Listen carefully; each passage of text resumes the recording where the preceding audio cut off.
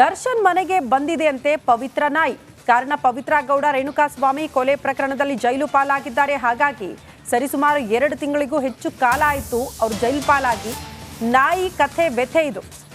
ಊಟ ಇಲ್ಲದೆ ಸೊರಗಿ ಹೋಗಿದೆ ಅಂತೆ ಪವಿತ್ರ ಮನೆಯ ನಾಯಿ. ಹಾಗಾಗಿ ದರ್ಶನ್ ಮನೆಗೆ ಬಿಟ್ಟು ಬಂದಿದ್ದಾರಂತೆ ಅಧಿಕಾರಿಗಳು ಅಷ್ಟು ನಾಯಿಗಳನ್ನ. ಶ್ವಾನ ಪ್ರಿಯೆ ಆಗಿದ್ದ ಆರೋಪಿ ದರ್ಶನ್ ಸ್ನೇಹಿತೆ ಪವಿತ್ರ ಗೌಡ ಮನೆಯಲ್ಲಿತ್ತು ವಿವಿಧ ತಳಿಯ ನಾಯಿಗಳು.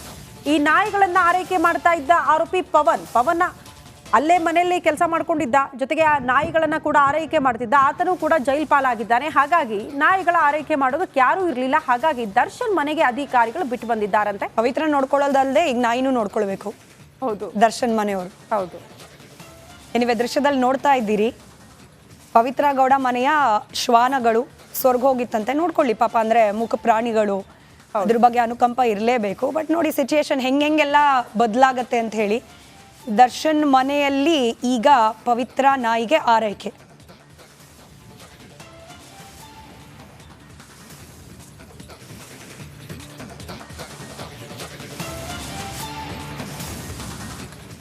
ದರ್ಶನ್ ಬದುಕು ಹೆಂಗಿತ್ತು ಅಂತಂದ್ರೆ, ಎಲ್ಲೇ ಹೋದ್ರು ಕೂಡ ಹಿಂದೊಂದು ಮಿನಿಮಮ್ 10-15 ಜನ, ಎಲ್ಲೇ ಕೂತ್ರು ಕೂಡ ನಿಂತರು ಕೂಡ ಅಭಿಮಾನಿಗಳು, ಜೈಕಾರ, ಫ್ರೆಂಡ್ ಸರ್ಕಲ್, ಬಹಳ ದೊಡ್ಡ ಫ್ರೆಂಡ್ ಸರ್ಕಲ್.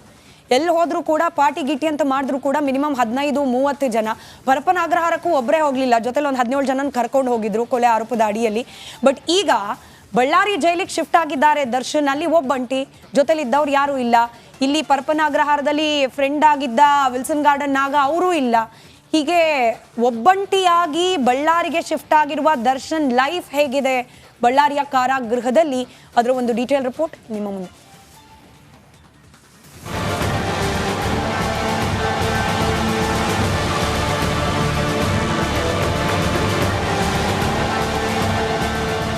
ಇದೊಂದು ಫೋಟೋ ಕಾಟೇರನ ಬಾಳಲ್ಲಿ ಮತ್ತೆ ಸುಂಟರ ಗಾಳಿ ಎಬ್ಬಿಸಿದೆ. ಪರಪ್ಪನ ಅಗ್ರಹಾರದಿಂದ ಬಳ್ಳಾರಿ ಜೈಲಿಗೆ ಎತ್ತಂಗಡಿ ಆಗುವಂತೆ ಮಾಡಿದೆ.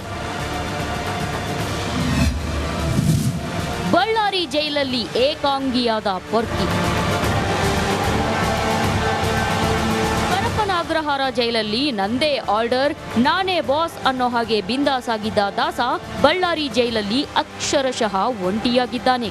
ಬೆಂಗಳೂರು ಜೈಲಲ್ಲಿ ಪೊರ್ಕಿಗೆ ಇದ್ದ ಸಾಥಿಗಳೆಲ್ಲ ದಿಕ್ಕಾಪಾಲಾಗಿ ಬೇರೆ ಬೇರೆ ಜೈಲು ಸೇರಿದ್ದಾರೆ. ಬಳ್ಳಾರಿ ಜೈಲಿಗೆ ಬಂದ ದರ್ಶನ್ ಏಕಾಂಗಿಯಾಗಿದ್ದಾನೆ.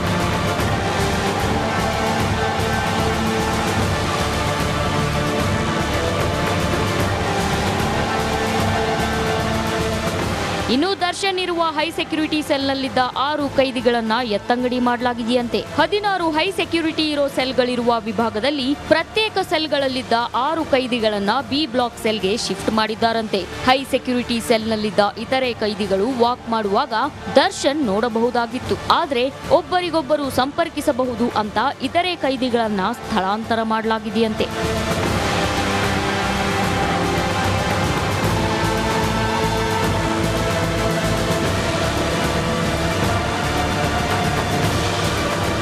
ಇದೀಗ ಹೈ ಸೆಕ್ಯೂರಿಟಿ ಸೆಲ್ ವಿಭಾಗ ಸಂಪೂರ್ಣ ಖಾಲಿಯಾಗಿದೆ. ಸೆಲ್ ನಂಬರ್ 15ರಲ್ಲಿ ದರ್ಶನ್ ಮಾತ್ರ ಇದ್ದು, ಹೈ ಸೆಕ್ಯೂರಿಟಿ ಸೆಲ್ ವಿಭಾಗದಲ್ಲಿ 3 ಜೈಲು ಸಿಬ್ಬಂದಿ ನೇಮಕ ಮಾಡಲಾಗಿದೆ. ಒಂದು ಶಿಫ್ಟ್ಗೆ 3 ಸಿಬ್ಬಂದಿಯಂತೆ ನೇಮಿಸಲಾಗಿದೆಯಂತೆ.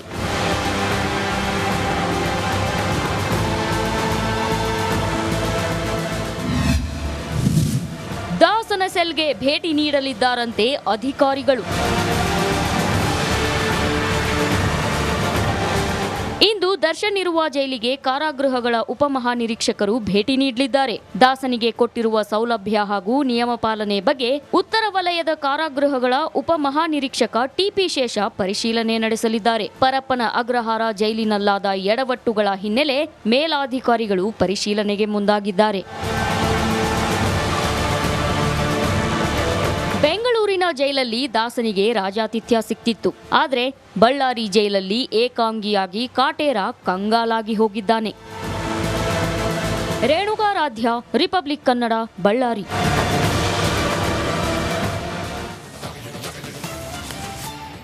ಇನ್ನು ಎಂತ ಹೊತ್ತಾದ್ರೂ ಸರಿನೇ, ಎಷ್ಟೇ ಕಷ್ಟದಲ್ಲಿದ್ರೂ ಸರಿನೇ, ಪ್ರಿಯತಮೆ ಅವರನ್ನ ಭೇಟಿ ಮಾಡದೆ ಇರ್ತಾನೇ ಇರಲಿಲ್ಲ ದಾಸ. ಜೈಲಿಗೆ ಹೋದ್ಮೇಲೂ ಕೂಡ ಇಬ್ರು ಒಟ್ಟಿಗೆ ಹೋದ್ರು.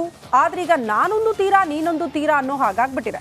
ಇವರ ಪರಿಸ್ಥಿತಿ ಹೇಗಿದೆ, ಹೇಗೆ ಒದ್ದಾಡ್ತಿದ್ದಾರೆ ಆ ಕುರಿತ ಒಂದು ರಿಪೋರ್ಟ್ ನಿಮ್ಮ ಮುಂದೆ.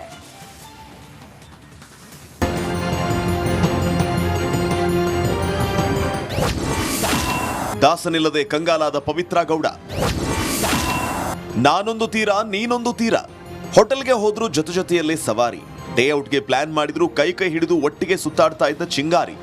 ಆದರೆ ಜೈಲಲ್ಲಿ ರಾಜಾತಿಥ್ಯ ಪಡೆದು ಪೊಲೀಸರ ಕೆಂಗಣ್ಣಿಗೆ ಗುರಿಯಾಗಿರೋ ದಾಸನನ್ನ ಬಳ್ಳಾರಿ ಜೈಲಿಗೆ ಶಿಫ್ಟ್ ಮಾಡಲಾಗಿದೆ.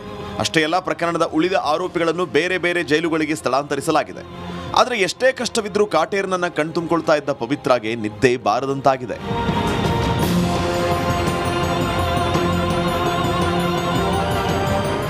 ಇಷ್ಟು ದಿನ ಪರಪ್ಪನ ಅಗ್ರಹಾರದಲ್ಲಿ ದರ್ಶನ್ ಬಿಂದಾಸ್ ಆಗಿದ್ದ. ಆದರೆ ಬಳ್ಳಾರಿಗೆ ಶಿಫ್ಟ್ ಆಗ್ತಾ ಇದ್ದಂತೆ ಪವಿತ್ರ ಗೌಡಗೆ ಒಬ್ಬಂಟಿಯಾಗಿದ್ದಾಳಂತೆ. ಯಾರು ಇಲ್ಲದೆ ನಾನೊಂದು ತೀರಾ ನೀನೊಂದು ತೀರಾ ಎನ್ನುವಂತಾಗಿದೆ. ಭೂಪತಿಯನ್ನ ಕಾಣದೆ ಲಿಪ್ಸ್ಟಿಕ್ ರಾಣಿ ಸಂಕಟ ಅನುಭವಿಸ್ತಾ ಇದ್ದಾರಂತೆ. ಸದ್ಯ ಜೈಲಲ್ಲಿ ಪವಿತ್ರ ಗೌಡ ಒಂಟಿಯಾಗಿದ್ದು ದಾಸನ ನೆನಪಲ್ಲೇ ದಿನ ದೂಡ್ತಾ ಇದ್ದಾಳೆ ಎನ್ನಲಾಗಿದೆ. ವೆಂಕಟನಿಲ್ಲದೆ ಡೌರಾಣಿ ಸಂಕಟಕ್ಕೆ ಒಳಗಾಗಿದ್ದು ಮೌನವಾಗಿದ್ದಾರೆ ಎನ್ನಲಾಗ್ತಾ ಇದೆ. ನಂದೇ ಹವಾ ಎಂತ ಇದ್ದ ಲಿಪ್ಸ್ಟಿಕ್ ರಾಣಿಗೆ ಸದ್ಯ ಯಾವ ಸಹವಾಸವೂ ಬೇಡ ಎನ್ನುವಂತಾಗಿದೆ. ನಾಗರಾಜ್, ರಿಪಬ್ಲಿಕ್ ಕನ್ನಡ, ಬೆಂಗಳೂರು. ಗೃಹ ಸಚಿವ ಡಾಕ್ಟರ್ ಜಿ ಪರಮೇಶ್ವರ್ ಭೇಟಿಯಾಗಿದ್ದಾರೆ ಎಸಿಪಿ ಚಂದನ್. ಎಸಿಪಿ ಚಂದನ್ ಹೆಸರು ನಿಮಗೆಲ್ಲ ಈ ರೇಣುಕಾಸ್ವಾಮಿ ಕೊಲೆ ಕೇಸ್ನಲ್ಲಿ ಚಿರಪರಿಚಿತ. ಖಡಕ್ ಅಧಿಕಾರಿ ಅಂತ ಹೆಸರು ಪಡೆದಿದ್ದಾರೆ. ಇನ್ನು ಗೃಹ ಸಚಿವರನ್ನು ಭೇಟಿಯಾಗಿದ್ದಾರೆ. ರೇಣುಕಾಸ್ವಾಮಿ ಕೊಲೆ ಕೇಸ್ ದಾಖಲೆಗಳ ಸಮೇತ ಚಂದನ್ ಭೇಟಿ ನೀಡಿದ್ದಾರಂತೆ.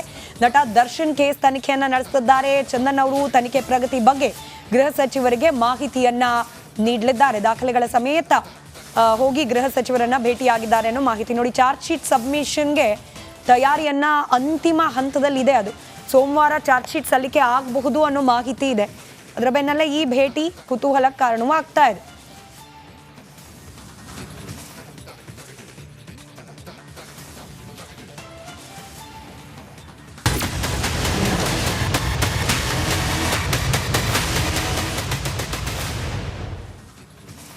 ಇನ್ನು ಮೂಡಾ ವ್ಯೂಹದಲ್ಲಿ ಸಿಎಂ ಸಿದ್ದರಾಮಯ್ಯ ಸಿಲುಕಾಕಿಕೊಂಡು ವಿಲವಿಲ ಅಂತ ಒದ್ದಾಡ್ತಿದ್ದಾರೆ. ಕೋರ್ಟ್ ಅದೇನ್ ತೀರ್ಪು ನೀಡುತ್ತೋ ಅನ್ನೋ ಟೆನ್ಷನ್ ಅಲ್ಲಿದ್ದಾರೆ.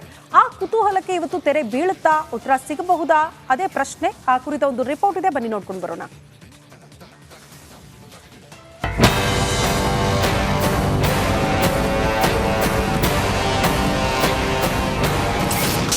ಹೈಕೋರ್ಟ್ನಲ್ಲಿ ಸಿಎಂ ಪ್ರಾಸಿಕ್ಯೂಷನ್ ಫೈಟ್. ಸಿದ್ದರಾಮಯ್ಯಗೆ ಇವತ್ತಾದ್ರೂ ಸಿಗುತ್ತಾ ರಿಲೀಫ್?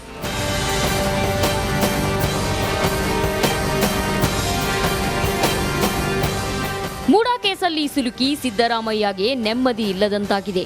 ರಾಜ್ಯಪಾಲರ ನಿರ್ಧಾರ ಪ್ರಶ್ನಿಸಿ ಹೈಕೋರ್ಟ್ ಮೆಟ್ಟಿಲೇರಿರುವ ಸಿಎಂ ಭವಿಷ್ಯ ಇಂದು ಗೊತ್ತಾಗಲಿದೆ. ಪುನಃ ಇಂದು ಕೋರ್ಟ್ನಲ್ಲಿ ಪ್ರಾಸಿಕ್ಯೂಷನ್ ಫೈಟ್ ನಡೆಯಲಿದೆ.